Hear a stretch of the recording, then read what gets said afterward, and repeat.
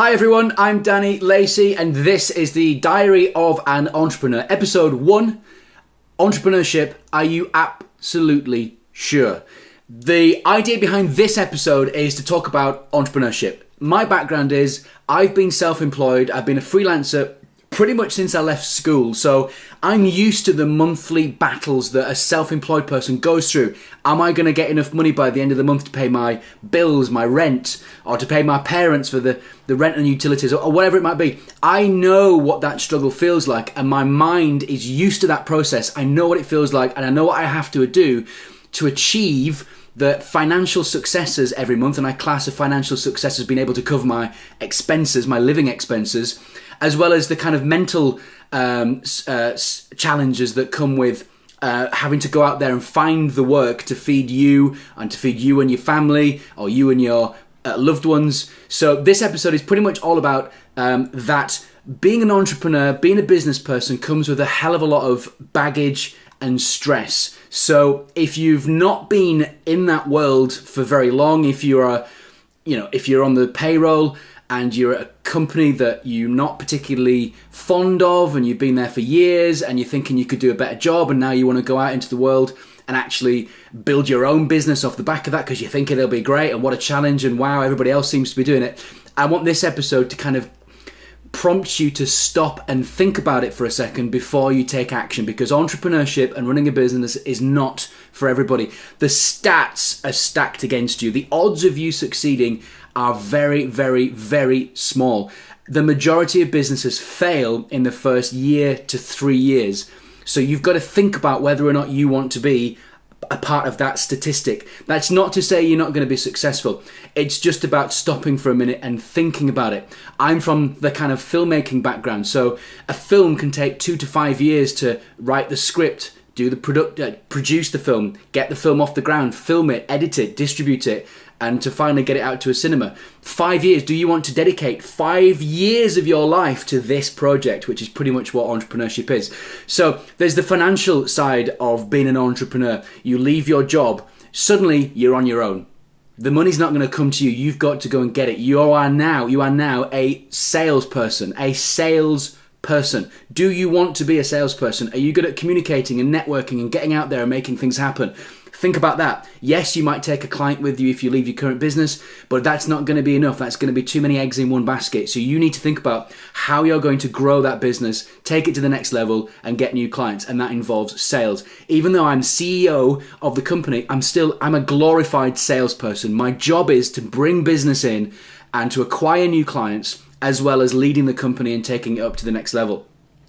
Think about the time that it's going to take you to build the business. It can take years. I've been at this since pretty much I left school. Even though I spent 20 years working in radio and doing DJing and other bits and pieces and filmmaking and all that, the last 10 years has pretty much been dedicated to building Starder Video, the company that I currently own at the minute, to get it to where it is now. So it's been 10 years of my life. So there's been a lot of momentum and compounding going on in that. And only recently has the business really started to take off, and you can feel the traction taking place and everything's kind of coming together. But there's been an awful lot of work gone into that. And I believe the years before all of that, so since leaving school and being self-employed and freelance, I think those years have really helped me shape who I am as a business person right now, and have helped me to deal with the stress, the anxiety, and all that baggage that comes with being an entrepreneur. It's not just about sales and where am I going to get the business from. It's the mental and physical attributes of being a business person and the effect it has on your body,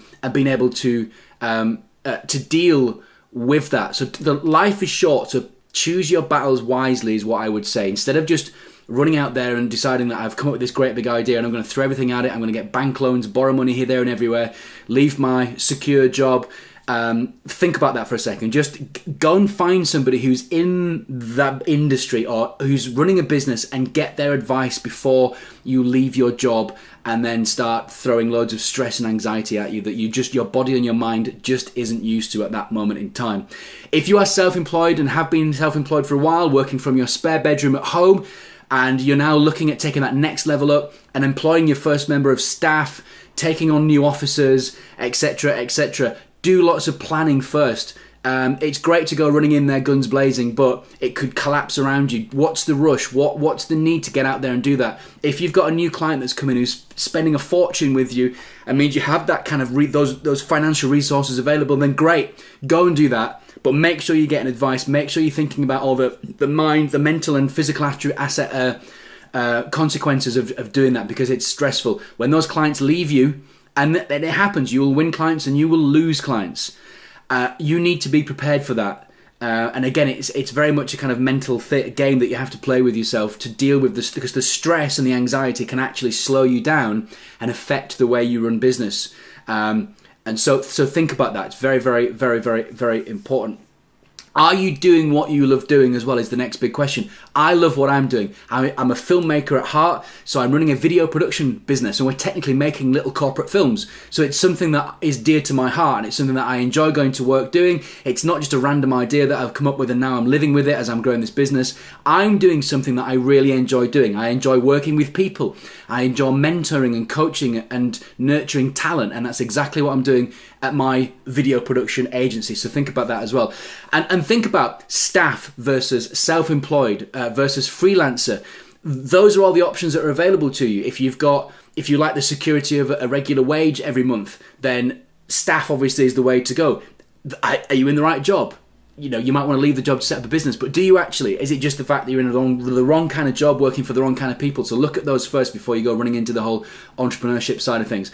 And self-employed versus freelancers, again, fantastic. It's got advantages. You can work for as many hours as you want, doing as many different things as you want, and there's the financial rewards that come with that as well. You're not set to a set amount of wage every month. It's not the same every month. You can have months where you're earning many thousands, but on the flip of that, you can also have months where you're earning absolutely nothing, and then there's the stresses involved with that as well. So think about that before you set up a business. There's a lot involved, and it's not try not to treat it as a fashion accessory. Everybody else is doing it, so I must do it. I honestly, genuinely believe that being an entrepreneur, business person, that there are only certain types of people who can do it and do it well.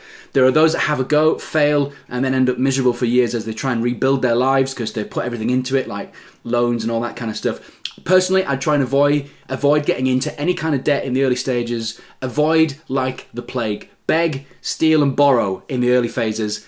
Avoid getting yourself into too much of a financial commitment unless you are literally on with the next Snapchat. But then, even then, make sure it's not your own money. So that's it for the rest of this episode. Hope you found it useful. Please do feel free to share, like, comment, give me your feedback over at facebook.com/Danny Lacey Business. And remember, failing every day is a massively important part of your journey.